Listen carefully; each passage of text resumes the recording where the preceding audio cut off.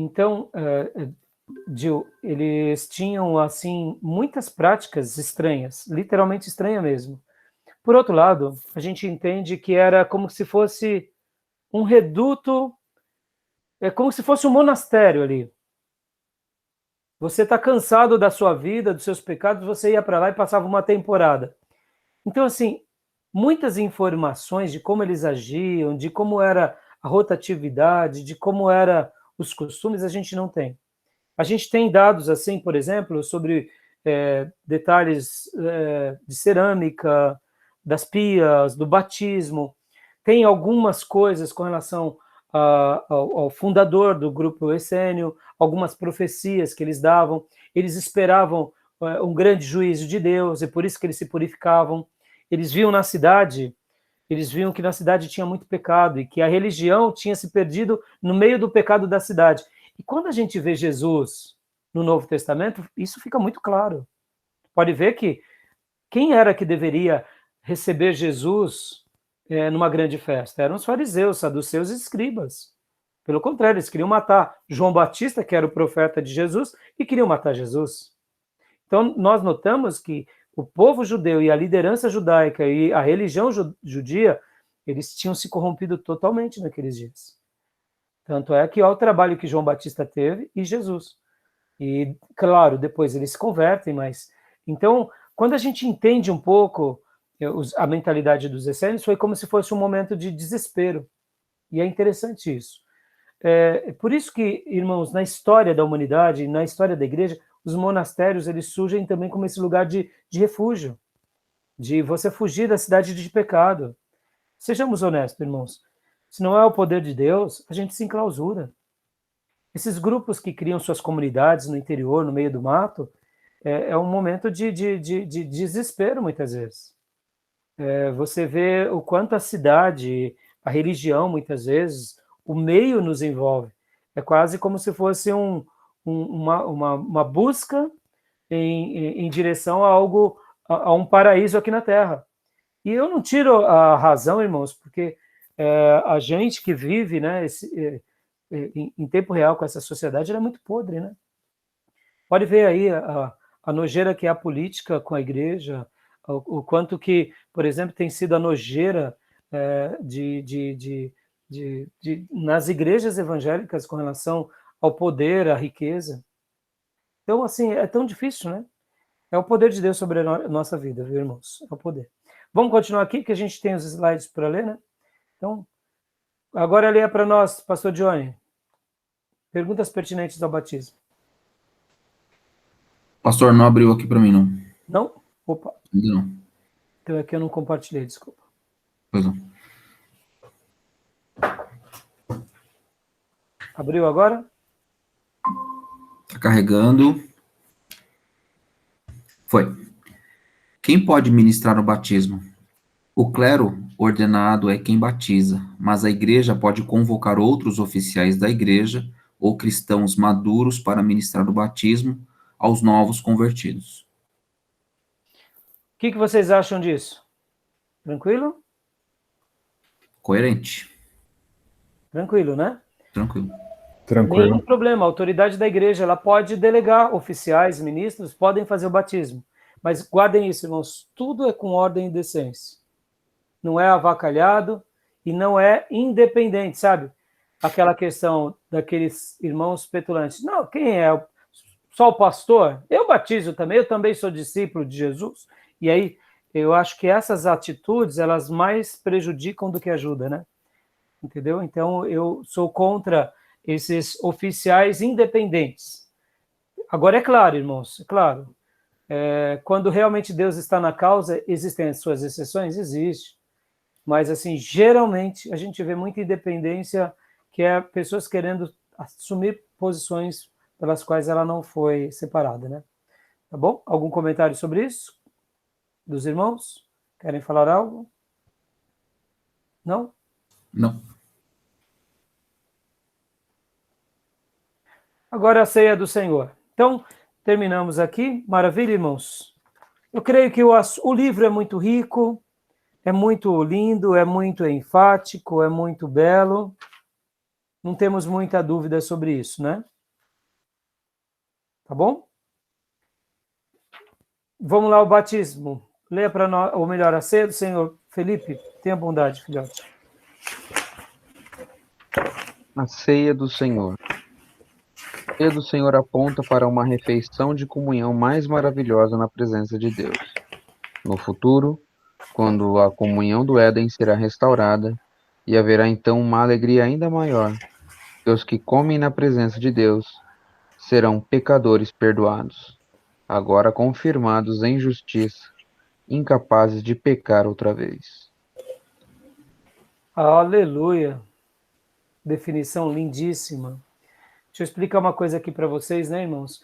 Jesus tomou uma única ceia e ele está aguardando novamente o seu povo para a grande ceia que será nas bodas do Cordeiro. Esses dias perguntaram para mim, pai, pastor, quando uma pessoa morre, ela tem ceia lá no céu? Eu falei, não, ainda não. A ceia dela vai ser no dia das bodas do Cordeiro, que a gente deduz que é aquele período que antecede o grande juízo. Nós deduzimos ser isso. Pode ser depois, tá, gente? E a ceia, ela é esse momento de grandeza. A gente não peca lá, não entra carne nem o sangue, mas entra comida, né? A gente vai cear. Interessante isso, né? Como vai ser? Não me pergunte. Como vai ser? É algo que a gente não sabe dizer, mas é algo que vai ser maravilhoso. Né? Entra comida, eu nunca parei para pensar nisso, acredita? Agora que o senhor falou que me deu... Deu um estalo, né?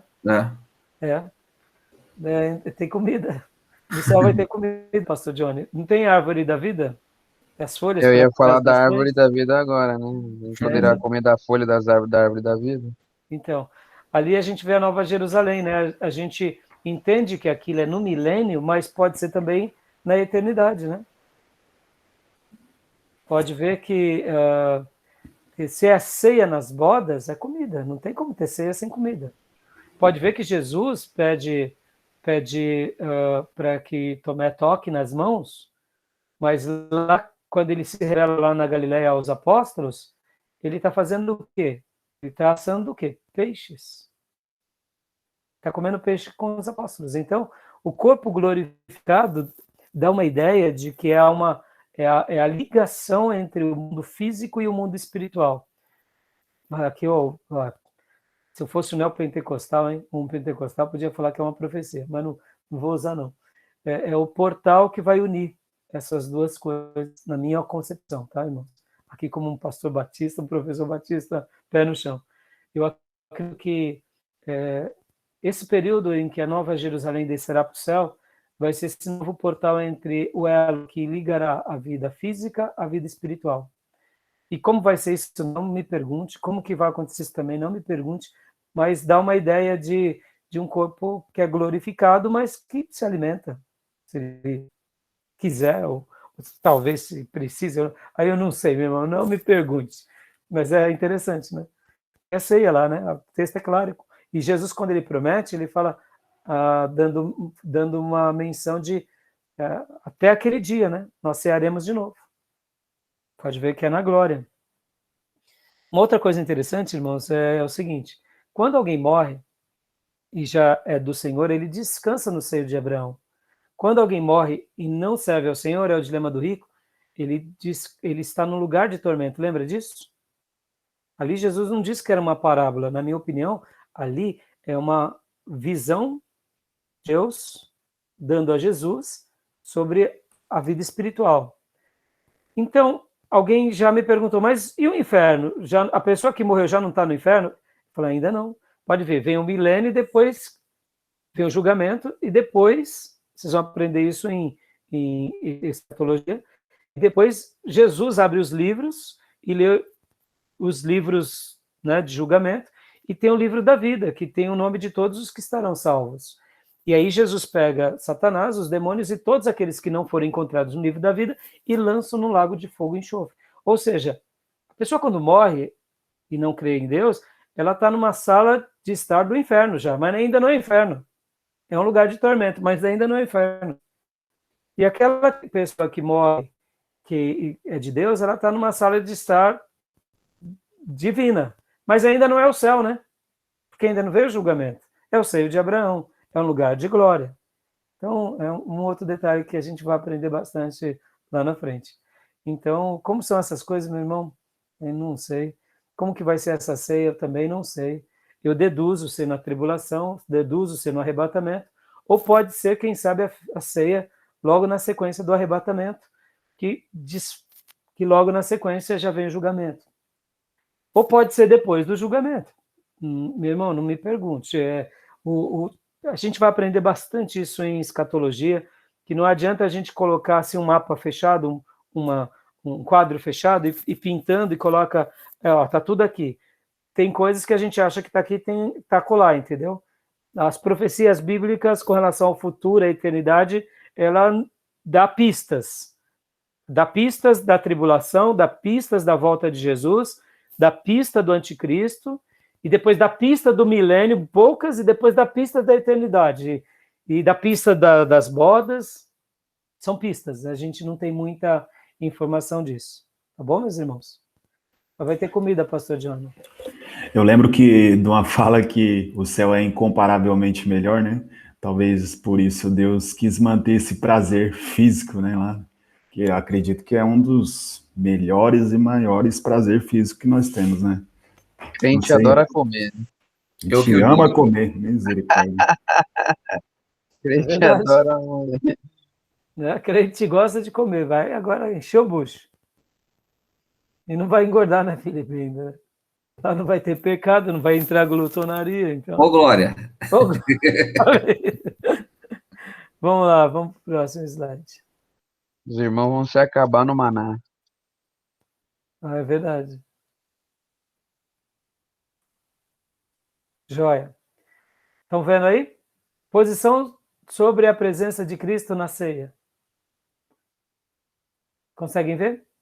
Sim. Pode ler para nós, Felipe.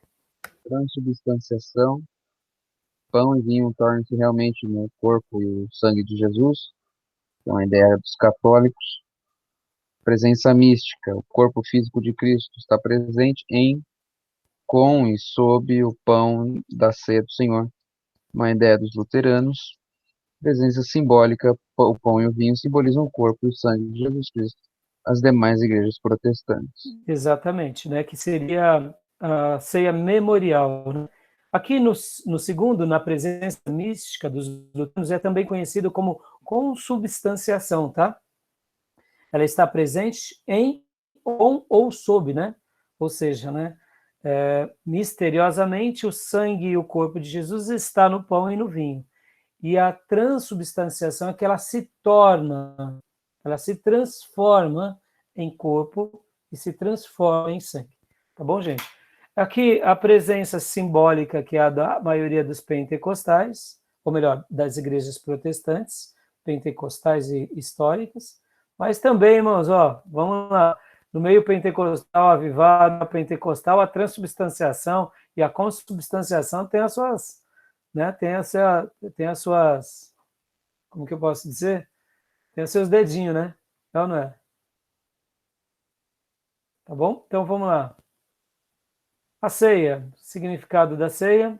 Leia para nós, Felipe, por favor. Significado: a morte de Cristo, 1 Coríntios 11, 26. A unidade dos cristãos, 1 Coríntios 10, 17. Nossa participação nos benefícios da morte de Cristo, Mateus 26, 26. E alimento espiritual, João 6, 53 ao 57. Lembra que eu falei que domingo eu dei uma chamada à igreja e carinhosamente mencionei sobre isso, dizendo, gente, não deixem de... Opa, peraí, fiz algo errado aqui. Não deixe de participar da ceia, porque literalmente era isso que eu estava dizendo. O alimento espiritual é um ato de que você está participando do corpo, você está se alimentando do corpo, dando essa ideia de você se alimenta espiritualmente porque você demonstra que tem parte. Os nossos benefícios na morte, o perdão, a unidade dos cristãos. Irmãos, isso daqui é poderoso. O apóstolo Paulo vai falar que nós somos um só pão, um só cálice no Senhor. um dos maiores presentes de Deus para nós, que demonstra a nossa comunhão, é a ceia. Pode ver, o batismo é algo individual. Eu me batizo para iniciar. Mas agora na ceia, eu estou com os meus irmãos juntos, demonstrando que somos igreja. O batismo é individual, não é coletivo. A ceia é coletiva, não é individual. Ela é a demonstração do que? Dessa unidade, de que somos uma igreja, um corpo. E aqui também, lembra que você falou, Gil, sobre aquela questão da ênfase, né? Muitos estão fracos, outros doentes, trazendo luz a essa questão do temor. Eu estava num culto de pastores e o pastor Ariovaldo Ramos fez a leitura do culto da ceia e ele foi muito claro nas palavras dele. Ele falou assim: irmãos, quem participa do corpo em pecado vai sofrer uma dessas 3 situações. Ou ele vai viver fraco, era uma reunião de pastores. Ou ele vai ficar doente, e aqui é doença mesmo, ou ele vai ser recolhido. E é morte física mesmo. Olha como é forte isso. O texto paulino ali é bem contundente. Por essa razão, quando alguém participa da ceia, não se examinando, ou como eu preguei domingo, né, não caindo em si, ou ele fica fraco, ou ele fica doente, ou ele é recolhido mesmo. Por quê? Porque o corpo é santo. A igreja é santa. E se tem alguém ali, ou um galho que está prejudicando o corpo, Deus primeiro pune com a fraqueza espiritual. E aí, se aquela pessoa se torna irretratável, Deus pune ela com uma doença física. E tem doenças físicas que a ordem nasce da vida espiritual. Tem doenças físicas que são fatalidades da vida, como a pandemia. Mas muitas doenças físicas nascem de uma vida em pecado, que coloca na mente, a própria pessoa, ou ela começa a definhar, como era o caso de Davi, ou ela começa a sentir o fruto do pecado. Pode ver que Jesus, quando cura algumas pessoas, ele diz: vai, não peques mais. Ele é contundente nisso, mostrando que há pecados que levam à doença. Nós não olhamos só dessa forma, porque também seria uma forma errada de dizer que todo pecado leva à doença, mas não é. Mas alguns pecados levam à doença. Algumas doenças são psicossomáticas, que trazem culpa, e outras doenças podem até ser doenças horrorosas. São pecados que levam a pessoa a terem uma vida, eu diria, sofrerem espiritualmente, e que pode fazer com que o corpo dela padeça. Eu me lembro de um testemunho que eu estava numa aula, irmãos, no meu 2º ano de seminário. Eu tive uma visita do pastor Vilarindo, um grande homem de Deus lá de Brasília. Foi a vinda do pastor Vilarindo naquela classe foi um divisor de águas para a minha vida. Eu estava vivendo uma vida, eu diria, espiritual muito fraca, quase indo já para a doença. Comecei a praticar alguns pecados, mesmo no seminário, que eu já não praticava há anos, e aquilo foi horroroso para mim. E eu estava sentindo assim que a minha vida espiritual estava perdendo toda a altitude. Eu comecei a ver alguns pecados que já tinham sido libertos. Eu comecei a voltar. Eu falei: meu Deus, eu não quero voltar para o mundo, eu não quero viver uma vida hipócrita. E Deus enviou o pastor Vilarindo. Ele deu uma aula para nós, na aula da professora Elia, esposa do pastor Ernesto Nin. E ele pregou naquela noite, naquele dia, tanto na aula quanto ele pregou na igreja. E ele gastou um tempo bem significativo com os alunos. E ali foi um divisor de águas, irmãos, para a minha vida. Eu refiz a minha aliança com Deus. Ele não sabe disso, mas Deus sabe. Para mim foi um sábado divisor de águas na minha vida espiritual. E o que acontece é que ele contou uma história de um rapaz que ele foi orar por aquele rapaz, e enquanto ele estava, aliás, ele estava na igreja pregando, ele tinha dom de cura. E Deus disse assim para ele: há alguém aqui que tem que confessar o seu pecado, e o pecado que foi prescrito, inclusive. Pecado que tinha sido prescrito. E aí, pastor Vilarindo entregou a revelação, veio à frente um homem que sofria de uma dor de cabeça violenta, irmãos, violenta, mas muito grande, que já tinha feito várias coisas, vários tratamentos, cirurgia e nada, mas era uma dor de cabeça tão horrorosa. E aí o que acontece, que aquele homem viu que era ele, e ele foi e confessou ali diante de todos o pecado dele. Um pecado depois de muitos, um crime cometido na nossa legislação, depois de, não me lembro se são 20 anos, talvez, se não me engano são 20 anos, ele fica prescrito. Você cometeu um delito, seu delito está sendo julgado e você fugiu, passou aquele quantidade de anos, você não foi preso, fica prescrito, ou seja, você não, mesmo sendo encontrado, você não é mais punido. Eu não lembro se é 20, 25 anos ou se mudou. Eu sei que ele usou e ele deu até no dia lá, ele deu a definição. E aí o que acontece? Esse rapaz recebeu oração depois de confessar o pecado para todos, porque, irmãos, Deus quis que ele abrisse o coração diante de todos. Poderia ser particular, né? O pastor Vilarindo orou por ele. E depois que o pastor Vilarindo orou por ele, a dor de cabeça parou. Mas acontecia um negócio. Na hora que o pastor orava por ele, uns bichinhos caíam do ouvido. Sabe, tipo larva? O pastor Vilarindo fala que nunca tinha visto algo igual. E depois, inclusive, o pastor foi tomar café com esse rapaz, e ele continuou contando a vida dele, continuava caindo bichinho do ouvido. Olha que coisa forte, irmãos. Eu acredito nisso porque foi uma experiência de um pastor que contou para nós, seminarista. Esse pastor, ele tem uma grande igreja, eu não sei se ele ainda está vivo, eu não tenho contato com ele, uma grande igreja de Brasília, ele é uma autoridade das mais célebres em Brasília. Quando o Collor de Mello estava em processo de impeachment, fui pedir oração para ele.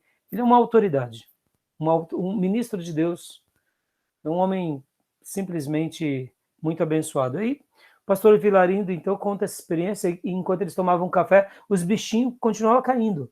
E o pastor Vilarindo dizia assim, o médico opera a doença, mas o médico não cura pecado. Quem cura pecado é Jesus. Forte, não, irmãos? Então tem pessoas que estão em pecado, irmão, que podem sentir no corpo. E dá mais variadas maneiras. E algumas, por insistir nesse pecado, não dá lugar ao arrependimento, pode ser recolhido. Ananias e Safira, por exemplo.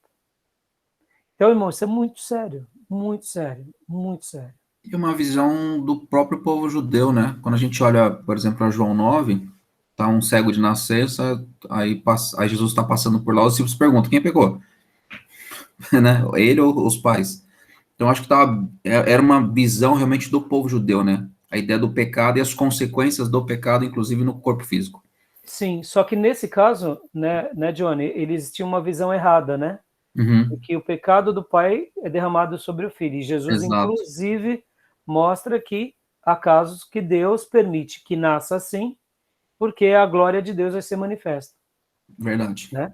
Então, mas assim, a gente não pode também dizer que toda doença é pecado, mas a gente também não pode dizer que não existem doenças que são por causa de pecado. E que também toda morte é por causa de pecado, porque se toda morte fosse por causa de pecado, a gente sabe que é o fruto do pecado, mas não necessariamente você morreu por causa do pecado. Se nós fomos lavados e remidos no sangue do Cordeiro, não necessariamente a gente está morrendo por causa do pecado. Mas existem também pecados que nos levam à morte. Saul é o exemplo disso. Sansão é o exemplo disso, mesmo perdoado, Deus deu a última chance para ele. Então, existem casos que a pessoa está em pecado e ela é irretratável, ela pode até ser salva, como disse Paulo. Entregue ele a Satanás, quem sabe seja salvo no dia do juízo. Fica o caso aqui de Judas e de Ananias e Safira. Pode ser que eles sejam salvos. Mas foi uma pessoa que foi o filho da traição, né? O filho, querendo ou não, que cometeu aquilo. Ou seja, ele foi, e não foi porque Deus o predestinou para aquilo, mas foi porque ele se enquadrou naquele papel, também porque ele quis, né? Porque o perdão foi dado a Pedro, foi dado a ele também. Uma última coisa aqui, irmãos, para a gente... deixa eu ver quantos slides faltam para a gente encerrar, né? Isso, falta mais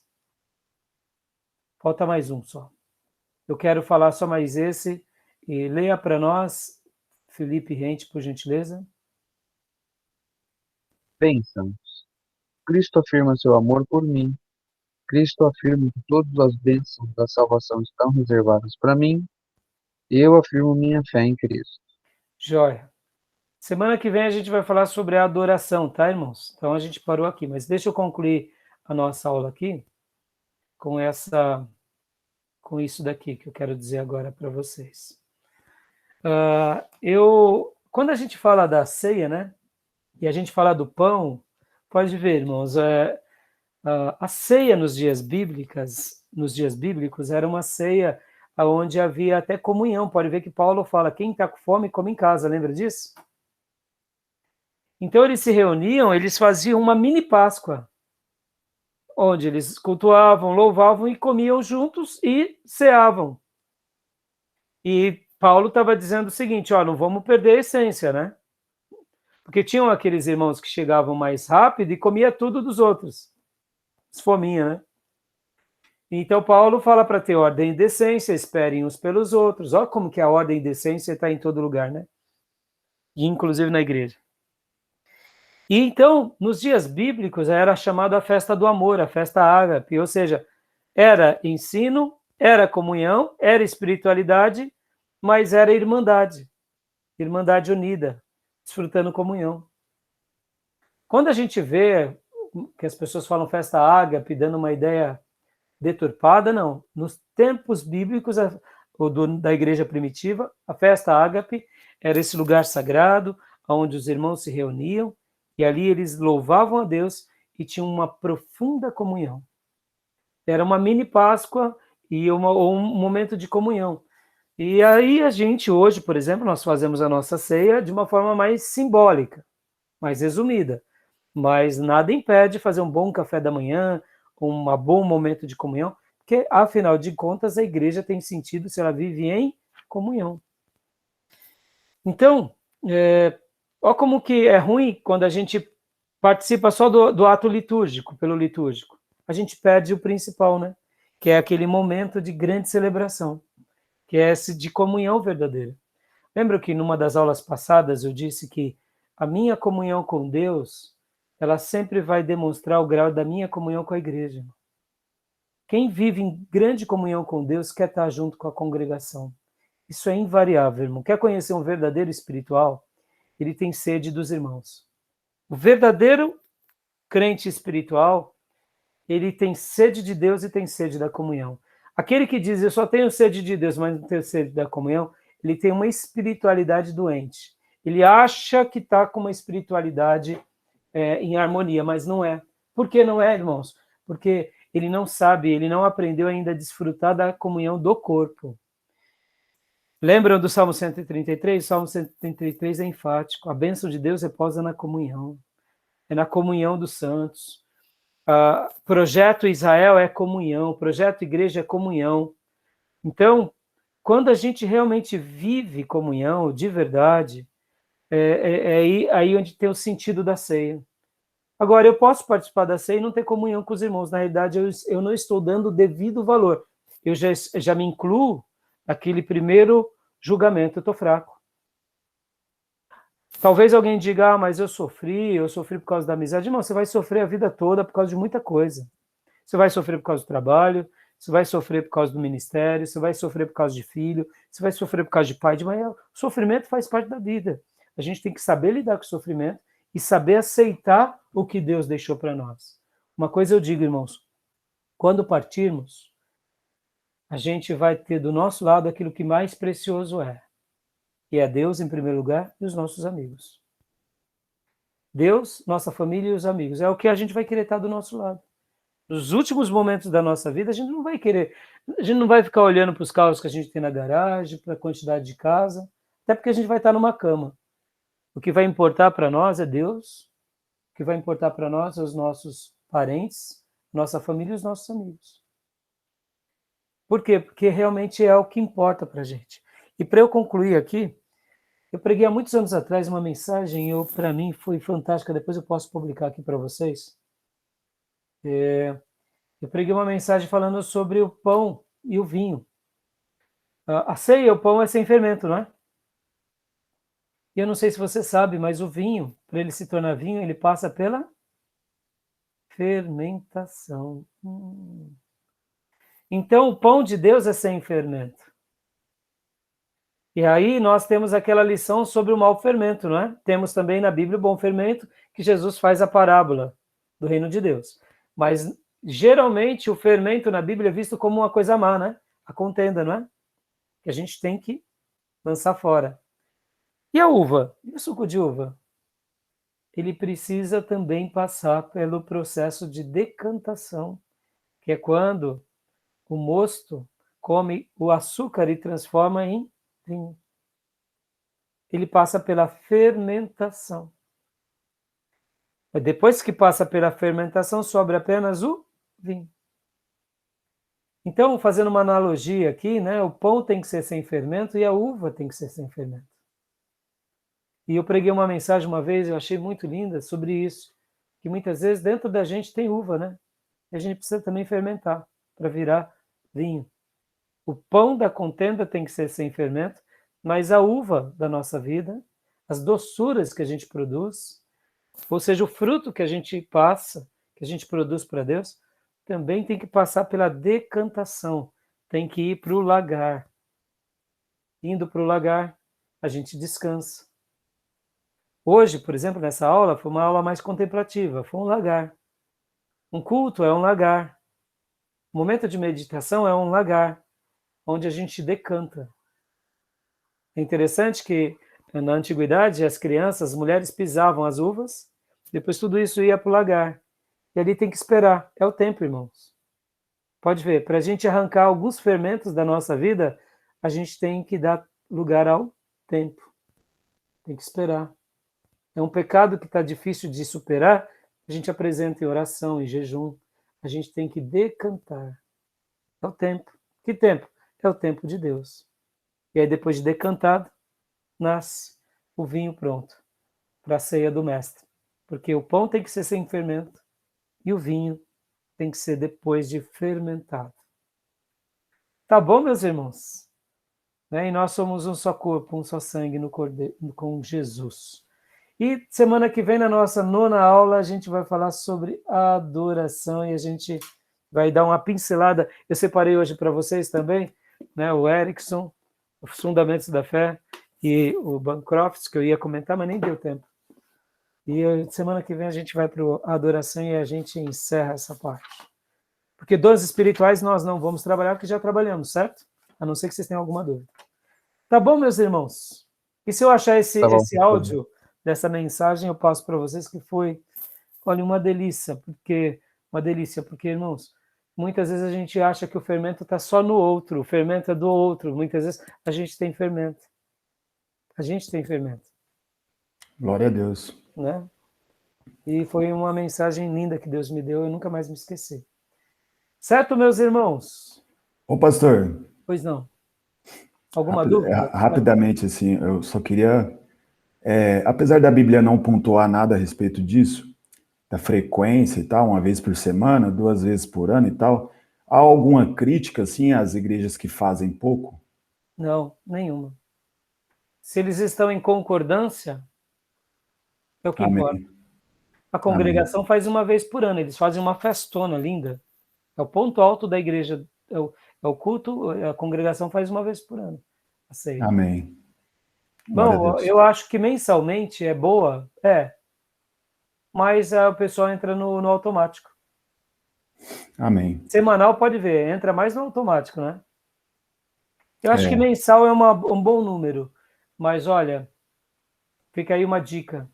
Uma vez por ano fazer uma ceia com uma comunhão com a igreja é muito bom. Café da manhã, com ceia. É top, né? Verdade. Sabe, irmãos, tirar o dia para ver os irmãos, conversar. Talvez vocês digam assim, pastor, mas a gente vai ter contato com todo mundo? Não, irmãos. Irmão, guarda isso. A gente não vai ter contato com toda a igreja, mas a gente precisa ter comunhão profunda com alguns. Com alguns, isso a gente precisa, irmãos. Não abre mão disso. Seleciona esses alguns e viva uma vida cristã, porque eles vão ser a grande alegria de Deus na vida de vocês. Amém. Tá bom? Mais alguma coisa, meus irmãos? Vocês fazem mensal, então? A gente faz mensal, pastor. Nós fazíamos no primeiro domingo, agora estamos fazendo no segundo domingo. Mas a gente faz mensal. E vocês? A cada 2 meses tem sido. Então, eu acho que a cada 2 meses ou 3 meses é até mais significativo. O pessoal fica com mais saudade. Verdade. Tem um significado assim mais... Mas assim, como eu disse, não tem regra. A regra é comer do pão e beber do cálice. Essa é a regra. Na concordância da igreja. Aí, lembra a igreja local? A importância da igreja local? Semana que vem, quando a gente for falar um pouquinho aqui dos fundamentos da nossa fé, irmão, essa questão da igreja local é muito forte, viu, irmãos? Autoridade local, sabe? Aquilo que a igreja decide, o pastor ali conduzindo a igreja consentindo, isso é muito forte, irmãos. E eu quero até concluir com essa frase do Bill Hybels. A igreja local é a esperança do mundo, eu acredito nisso. Assim como Amém. a família Glória a Deus. é o núcleo da sociedade, é o núcleo de tudo, a igreja local, na minha opinião, é a esperança do mundo. Igrejas fortes, sabe? Corpos fortes. Que Deus nos ajude a sermos uma igreja assim. Amém? Amém. Glória a Deus.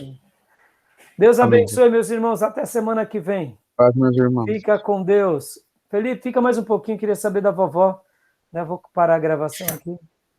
Tá bom? Deus abençoe, Dil. Deus abençoe, pastor Johnny. Graças a Deus Deus. abençoe. Graças a Bom. Vou parar a pastor, gravação agora. Queria ter 3 minutinhos com o senhor também. Poderia? Tá bom, não tem problema. Deixa eu bater um papinho aqui com o Felipe. Tá bom. Eu já falo com você, tá bom? Tchau. Abraço para vocês. Tchau. Graças a Um Deus. Abraço.